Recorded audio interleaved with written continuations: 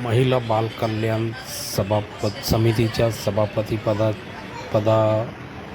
पदावर नियुक्ती सदिच्छा सोनी यांची नियुक्ती झाली. नमस्कार. सर्वप्रथम येथे उपस्थित असलेले मान्यवरांना, नगरसेवक बंधू भगिनींना व पत्रकार बांधवांना माझा स्नेह नमस्कार. महिला बाल कल्याण आणि शिक्षण समितीच्या सभापतीपदी माझी निवड झाल्याबद्दल मी सर्वांचे मनपूर्वक आभार मानते.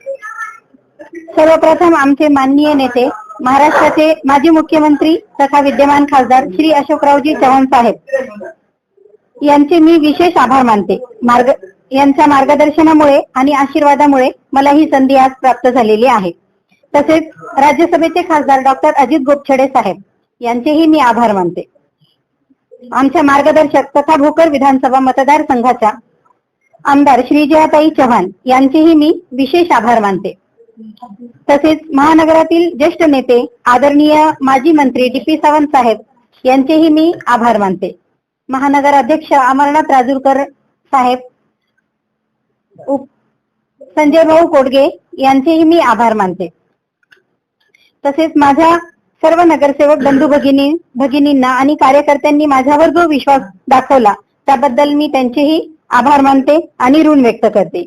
ही केवळ एक पदाची संधी नसून महिला व बाल आणि समाजाच्या आरोग्याशी निगडीत एक मोठी जबाबदारी आहे, याची मला पूर्ण जाणीव आहे. मी प्रामाणिकपणे, पारदर्शकपणे आणि समर्पणाने काम करून सर्वसामान्य लोकांपर्यंत योजना आणि सुविधा पोहोचविण्यासाठी सतत प्रयत्न करेन.